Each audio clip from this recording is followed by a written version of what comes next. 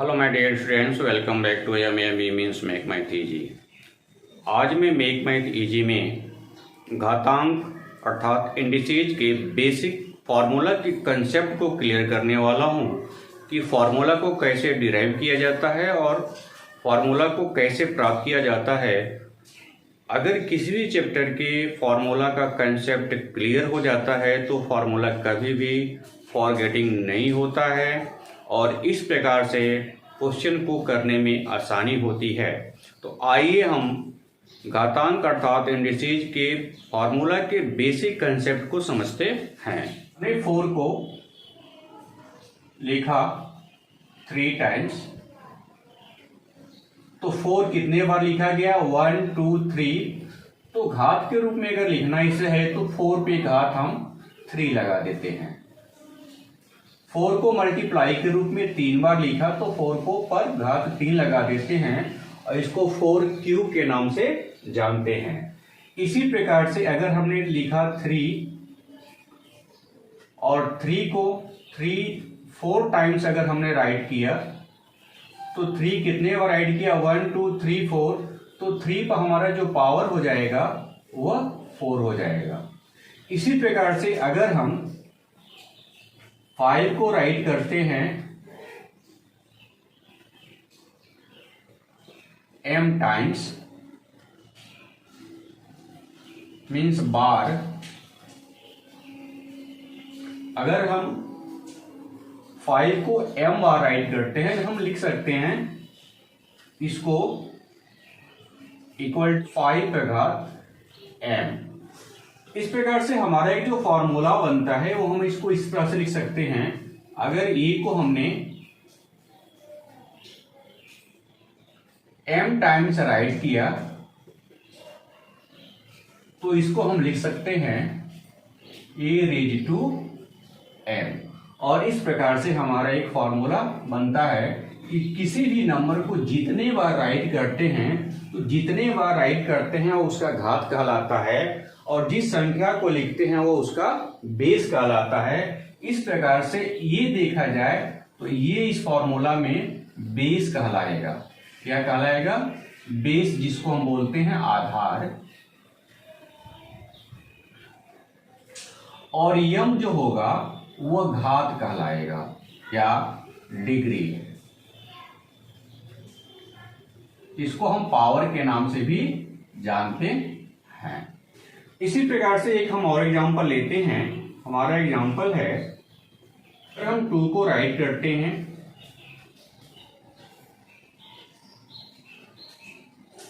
Three times और फिर multiply करके हम 2 को राइट करते हैं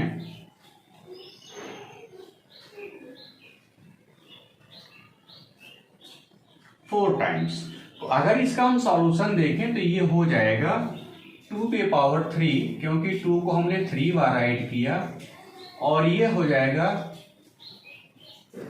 2 का पावर 4।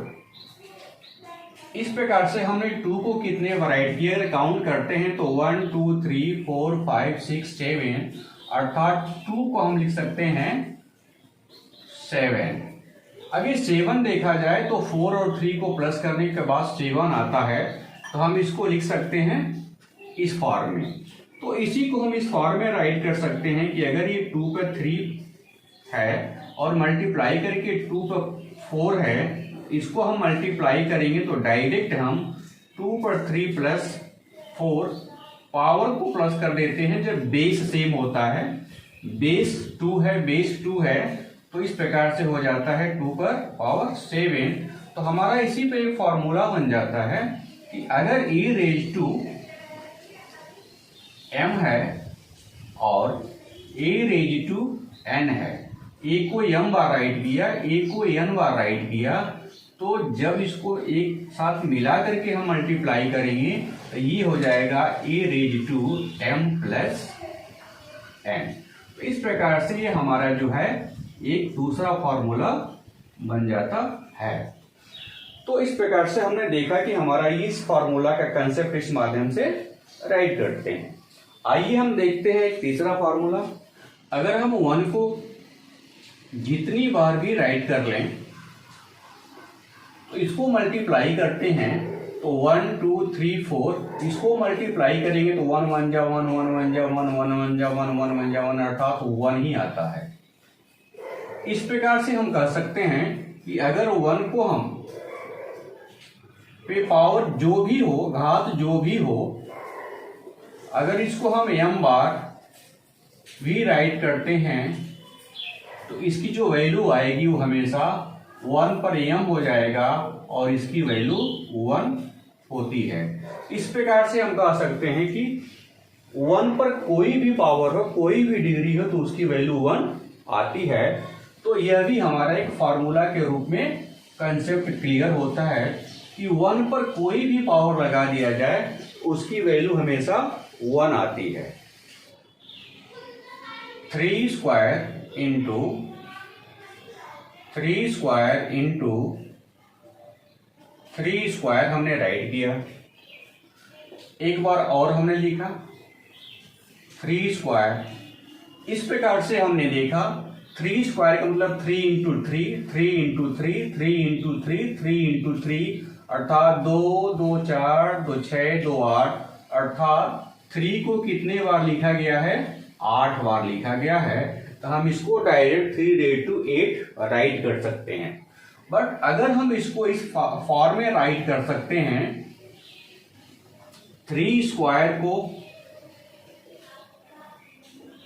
अगर हम इस फॉर्म में राइट करते हैं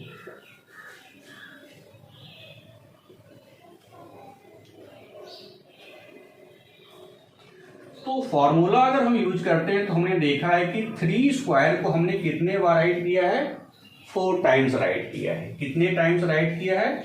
4 टाइम्स राइट किया है। इस प्रकार से हम लिख सकते हैं 3 स्क्वायर पे 4 घात 4, और यहाँ पे 8 आया हुआ है, तो अगर 4 का 2 में अर्थात 4 का 2 में मल्टीप्लाई कर दें तो हमारा 8 हो जाता है। इस प्रकार से हमारा ये फॉर्मूला बनता है 2 इंटू 4, दिस मीन्स होता है 3 रेज़ टू 8, और यह दोनों इस कंडीशन में सेम है। तो हमने फॉर्मूला क्या प्राप्त किया? अगर किसी भी संख्या पर कोई घात हो और उस पे घात m हो, n हो, तो घात का घात में मल्टीप्लाई हो जाता है m इंटू n, अर्थात a रेज़ टू mn हो जाएगा। जिस प्रकार से इस क्वेश्चन को हमने किया है, इस प्रकार से हमारा एक नेक्स्ट फार्मूला डिराइव होता है, और वो फार्मूला होता है a raise to m raise to n, तो हो जाएगा a रेज़ टू mn, अर्थात m का n में मल्टीप्लाई हो जाएगा। इसी प्रकार से हमारा एक नेक्स्ट एग्जांपल है,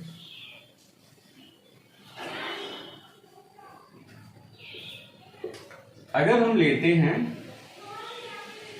5 रेज़ टू 4 अपॉन 5 स्क्वायर, या हम लेते हैं 5 रेज़ टू 6 अपॉन 5 स्क्वायर।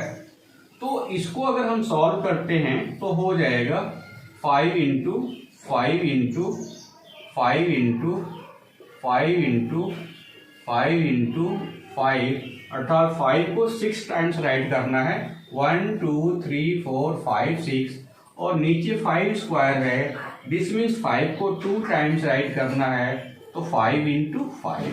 इसको हम कैंसिल कर देंगे तो ये कैंसिल हो जाएगा, और इस प्रकार से आ जाएगा 5 रेज़ टू 4, अर्थात 5 की घात 4। अगर हम इसको घातांक फॉर्म में राइट करना चाहें तो हम इसको लिख सकते हैं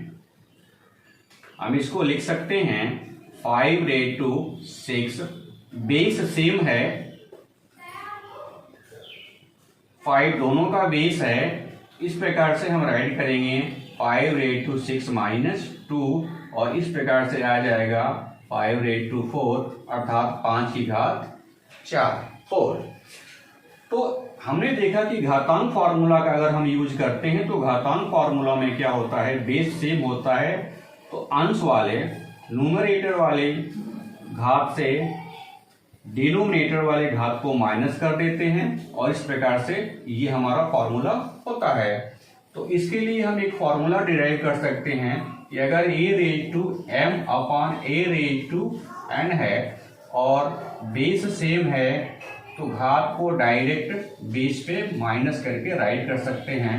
तो ये इस प्रकार से हमारा यह एक फॉर्मूला फाइंड होता है और हमने इस फॉर्मूला का, इस सॉल्यूशन का फॉर्मूला राइट किया है।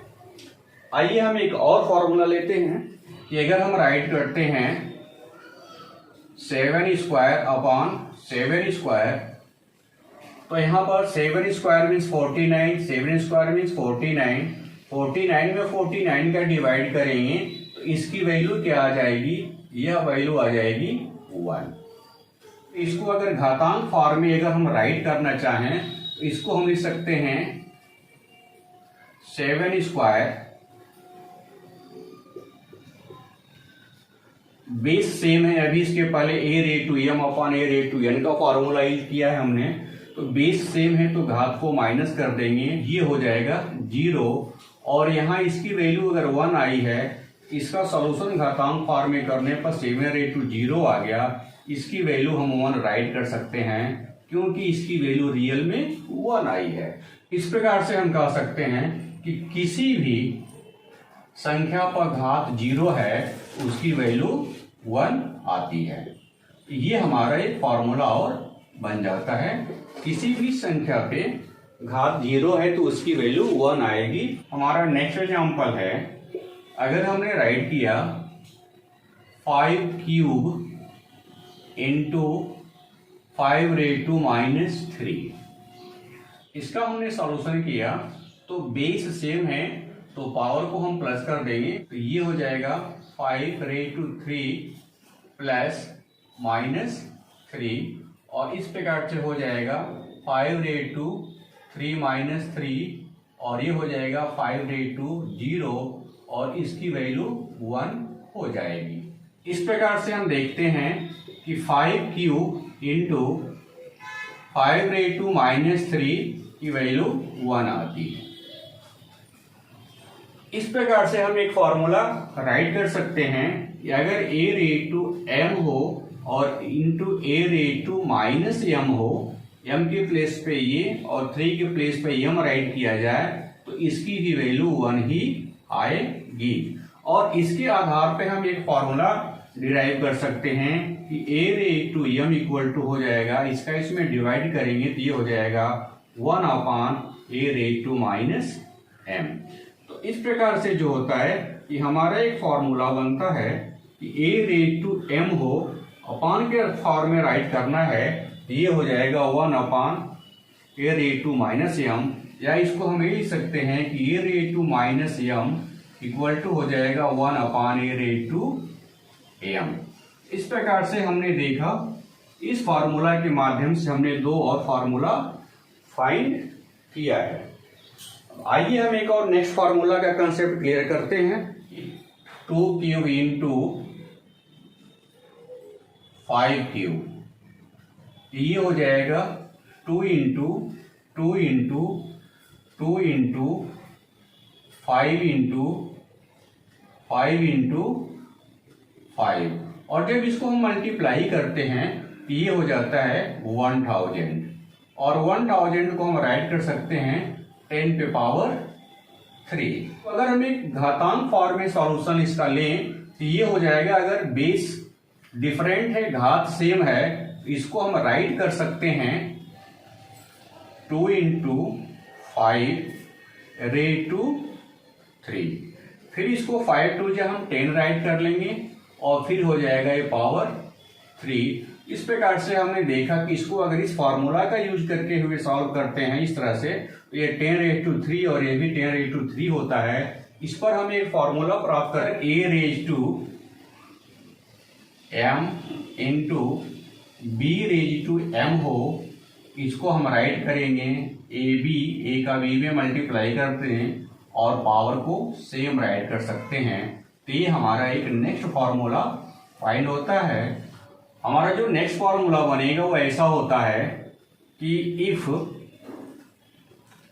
a raise to m equal to a raise to n, अगर इस प्रकार से घातांक रूप में लिखा गया है तो यहाँ पर बेस हमने देखा कि सेम है, a और a बेस सेम है, एम घातांक जो है अर्थात घात इसका डिफरेंट है, इस कंडीशन में क्या हो जाएगा, एम इक्वल टू एन हो जाएगा। ये कंडीशन बताता ये है कि अगर ये दोनों इक्वल उसी कंडीशन में होंगे जब एम इक्वल टू एन माना जाएगा, एम एन के इक्वल हो या एन एम के इक्वल हो, तभी ये दोनों इक्वल हो सकते हैं। इसी प्रकार से एक और फॉर्मूला होता है, अगर a raise to m equal to b raise to m, ये दोनों इक्वल उसी कंडीशन में हो सकता है जब a इक्वल टू b हो।